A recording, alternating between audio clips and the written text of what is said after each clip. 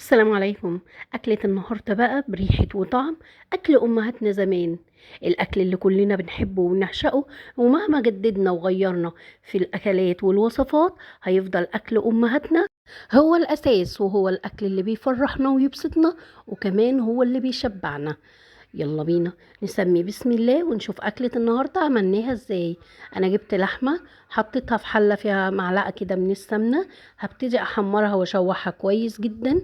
هنزل عليها ببصلاية مقطعاها، وكمان ورق لوري، كام فص من الحبهان، رشة كده من الفلفل الأسود، وهقلب كله ببعضه وأشوحه حلو، وهسيبها كده 3 دقايق ولا حاجة.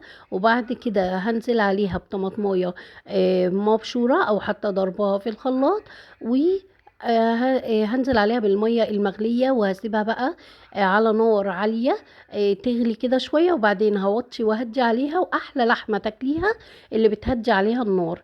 هنا بقى جبت فاصوليا بيضة، ودي بصراحة من الأكلات المنسية. احنا دايما بنهتم بالخضار وكده، لكن الفاصوليا البيضة واللوبيا بيبقى طعمها حلو جدا. أنا نقيت منها أي حاجة مش حلوة وغسلتها كويس جدا، وحطيت عليها مية، وسبتها تستوي معايا على جنب كده. جبت حلة على النار، حطيت فيها معلقة كبيرة من السمنة البلدي، وحطيت فيها معلقة من اللية. سبتها لما دابت، نزلت بالبصل، وبعد كده البصل احمر، حطيت معلقة من الثوم المفروم احمر معايا.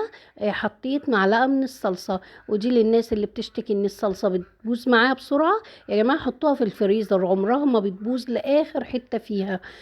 بعد كده نزلت بقى بالطماطم المضروبة، معلقة صغيرة من السكر تعادل حموضة الطماطم، ملح وفلفل كمون وكزبرة وشطة، معلقة صغيرة من السبع بهارات، ومعلقة صغيرة من الثوم المفروم، ومكعب مرقة، وبس كده. وهسيبها الصلصة بقى تتسبك مع نفسها.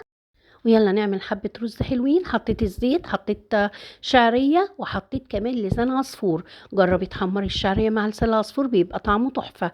حطيت رشة من الملح ورشة من الفلفل الأسود، وهبتدي أحمرهم كويس جدا لحد ما ياخدوا اللون الحلو معايا. نزلت بالرز وهشوح الرز كويس جدا معاه. وبعد كده هضيف الشوربة، طالما أنا عاملة لحمة لازم أستغل شوربة اللحمة. ضفت الشوربة المغلية وظبطت الملح بتاعها وسبته على نار عالية.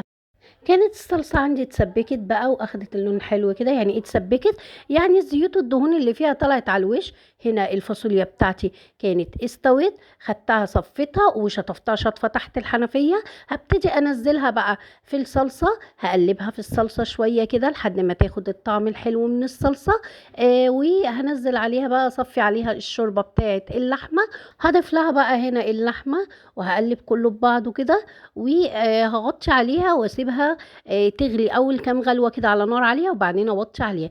هنا الرز بتاعي كان اتشرب، هضيف له بقى معلقه كبيره من السمنه البلدي. وبصي الحركه دي بتخلي ريحة وطعم السمنة البلدي، بتخليه تحفة. ورقة فويل كده عشان يكمل بقى سواه على البخار.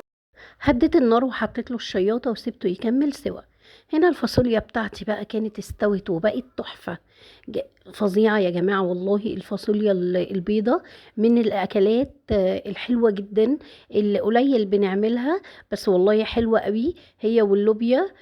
جربيها بطريقتي بإذن الله هتعجبك وتعجب الولاد. الرز هنا طالع كل حبايه بحبايتها. جربيه بطريقتي، جربيه بنفس التكنيك اللي قلتلك عليه، هيطلع معاكي طعمه تحفه. جربي الاكله كلها بقى كده بطريقه امي الله يرحمها، والله هتعجبك جدا.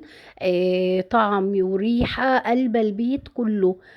هتعجبك باذن الله وتعجب الولاد. لو عجبتك وصفه النهارده ما تنسيش اللايك والشير وتعليق لو بحرف يرفع الفيديو ويوصل لاكبر عدد ويستفيد.